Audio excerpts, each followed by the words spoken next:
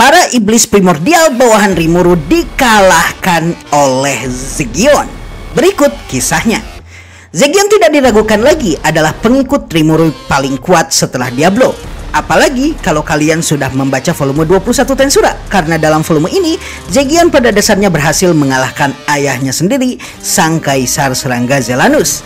Dan akibat kemenangan ini, dirinya bisa dikatakan hampir setara dengan naga sejati dengan EP atau existence point sebanyak 68 juta. Dan berkat ultimate skill milik Zelanus, Life King Sephiroth yang kemudian menjadi bagian dari kemampuan Zegion, ultimate skillnya yang dulunya memiliki nama Illusion King Mephisto sekarang berevolusi menjadi Fantasy King Sephiroth. Tidak hanya sekarang Zegion menjadi penguasa dari dunia ilusi berkat ultimate skillnya, dengan Sephiroth masuk sebagai salah satu ultimate skill terkuatnya, Zegion juga pada akhirnya menjadi penguasa kehidupan dan kematian. Ramiris, Benimaru, dan lain-lain bahkan sempat mengatakan kalau mereka sangat ketakutan ketika melihat Zegion yang baru terlahir dalam pertarungan ini. Nah, betapa kuatnya Zegion ini sebenarnya bukanlah hal kebetulan. Zegion adalah makhluk dengan perkembangan kekuatan paling pesat di Tensura setelah Rimuru sendiri. Hal ini terjadi dikarenakan Rimuru memberikan sebagian tubuhnya kepada Zegion, sehingga tingkat perkembangan Zegion hampir setara dengan Rimuru. Dan Zegion sendiri dilatih secara pribadi oleh Veldora. Di akhir volume 12, Zegion menjadi sangat kuat sehingga dirinya bisa dikatakan sebagai yang terkuat bahkan di antara para boss dungeon dan labirin, sehingga tidak ada seorang pun yang bisa menandinginya.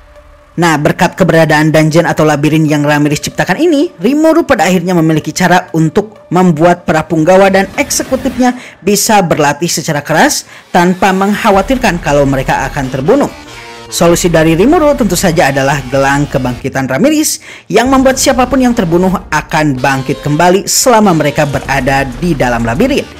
Dan melalui gelang ini, Rimuru dan para sekutunya seperti misalnya Milim dan para bawahannya bisa berlatih dan saling menjajal kemampuan mereka satu sama lain tanpa mereka khawatir terbunuh dengan kekuatan penuh mereka. Pertarungan Zegion di dalam labirin.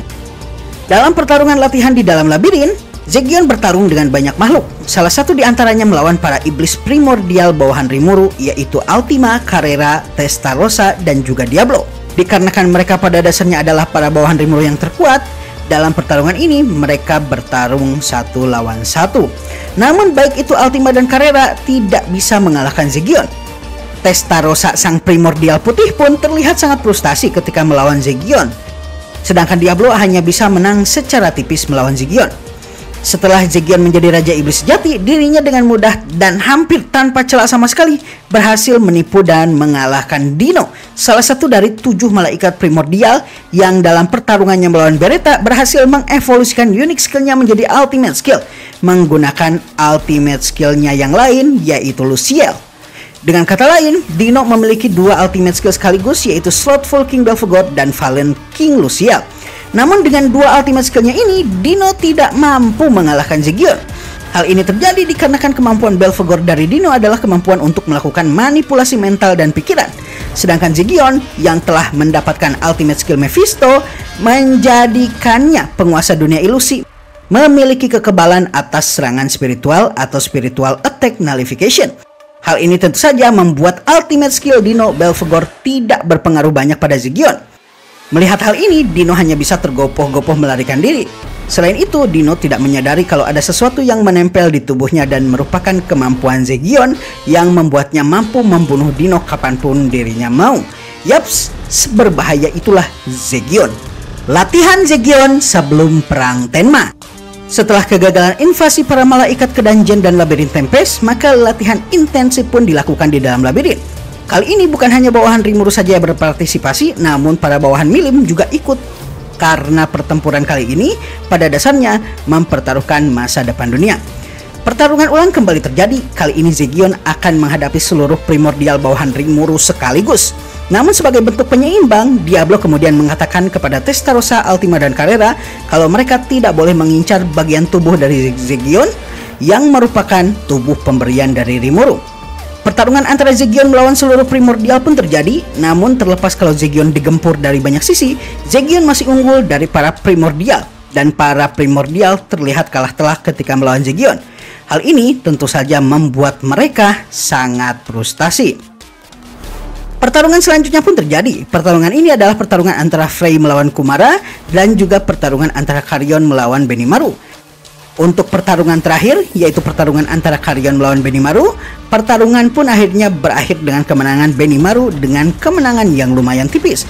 Dalam pertarungan ini, Karyon langsung mengeluarkan serangan terkuatnya kepada Benimaru. Serangan ini membuat tubuhnya berubah menjadi partikel cahaya yang kemudian menyerang Benimaru. Serangan Karyon tersebut dikenal dengan sebutan burst, roar, atau raungan meledak. Serangan ini adalah serangan dengan tekad dan mampu melukai hingga membunuh makhluk spiritual. Merasakan sesuatu sangat berbahaya, Benimaru kemudian mengeluarkan kemampuan Heat Haze atau kabut panas miliknya yang merupakan kemampuan dari ultimate skill Amaterasu.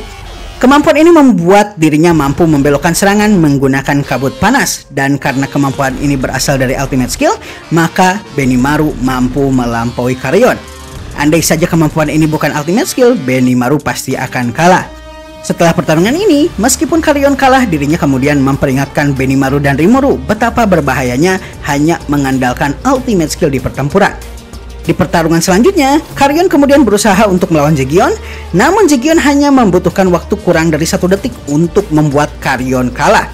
Ketika Karyon ingin mengeluarkan Beast Roar-nya sekali lagi, Zegion sudah mendahulunya dengan serangan laser, dan Karyon pun terbunuh seketika.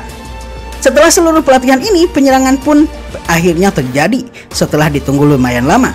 Wilayah Eldorado yang merupakan kekuasaan dari Raja Iblis Leon Cromwell dan juga wilayah Damargania yang merupakan kekuasaan atau daerah kekuasaan dari Sang Raja Iblis Raksasa.